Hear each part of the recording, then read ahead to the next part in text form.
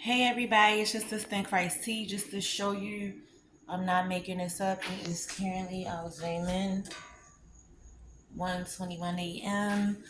So I'm just gonna be honest because if I can help another sister out, I love to help another sister out.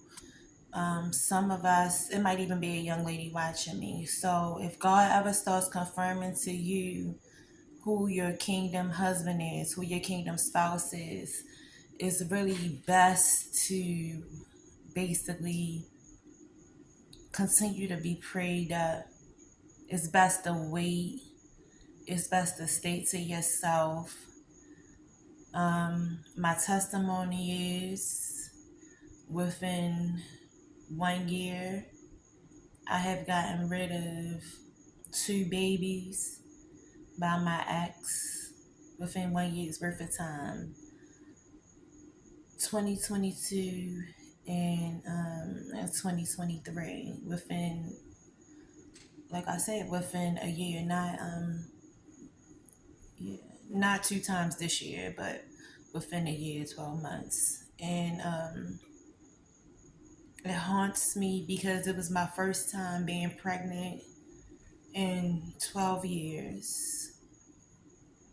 I told God I would never have an abortion again. I got attacked immediately the next morning after I got rid of that baby. Some wild guys in the old community I live in threw juice on me, some young guys. So that was the attack. They just threw juice, being rude and stuff. But they're known for being disrespectful in that area. And God will have the vengeance. But yeah, so I feel like I got punished for that. I went through a lot of hurt and pain, pretty much had a nervous breakdown this year, 2023. I did all that because I was waiting on my kingdom husband. Got rid of two babies. And maybe God, I started to think maybe God was making my ex my husband because he was there. I actually fell in love with him. I've known him for about 10 years. We started talking for about a year and a half prior to God moving me forward in this house.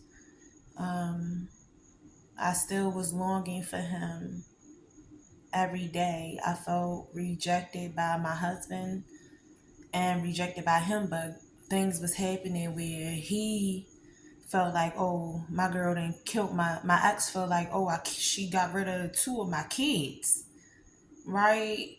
This man was here for me, and he also was still wild himself, still had some growing up to do as a man. He wasn't really loyal, faithful, still running the streets, but I dealt with it because he was the man in my life. My ex was running the streets. He left me, but he left me to go follow God.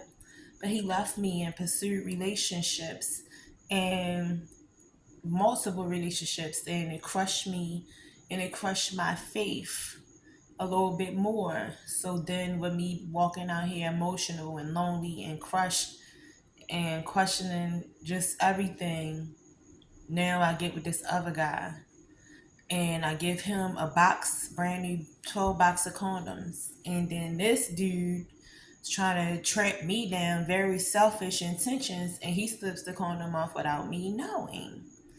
So now I'm at a point where I'm just freaked out. I can't date nobody. I can't do nothing but pray. It haunts me that I got rid of two babies when I had one abortion 15 years ago. That haunted me, and I just felt like I was in sin, like just going through attacks. And I was like, God, what did I do?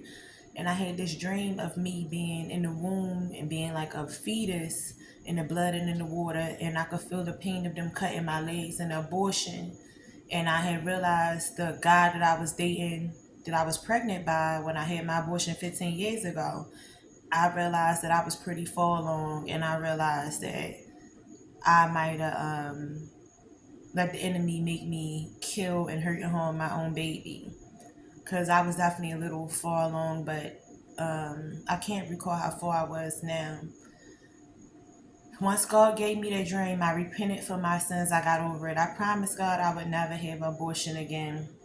When I went to go take this pill that I knew that would kill the first recent pregnancy, which was in 2022 by my recent ex, the one I said I've been longing for. Basically, I felt it instantly. I felt it. I tried to stop it. I tried to reverse it. I prayed like, God, no. I felt the Holy Spirit tell me in my spirit prior to me doing it. I was actually going to take 2 pills at one time. Just because I felt like I was letting down God. And if I had a baby by another man, I was going to mess up my kingdom marriage. For the past about 5.5 years, I have like tried to stand on my kingdom marriage. Losing hope, losing faith, fighting to keep the faith in it. I know I put up a video, let go and let go. And so I don't want to see people go through the hard shit, the hurt and pain of like, even with me getting rid of the babies and just going through that, it still emotionally bothers me. And feeling like I messed up with my kingdom marriage or my future bothers me really bad. I have lived a life to be different from everybody else my whole life.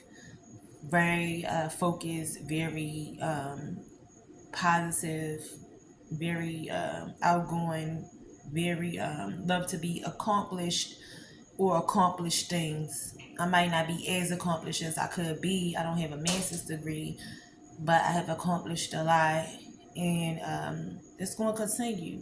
It's not over, but I just want to save somebody. This was also a therapy session for me. I just couldn't take no more. So, if I can help another woman, another young lady, to just prevent yourself from all the hurt, the pain, and the anguish of just not being obedient. Obedience is really, really better than sacrifice. And there's guys out here that will see we're beautiful ladies and they'll try to trap us down and get us pregnant.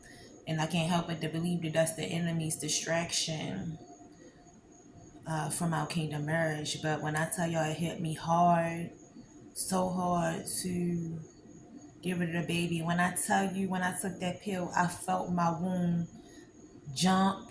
I felt that. It was such an odd feeling that I felt it in my womb.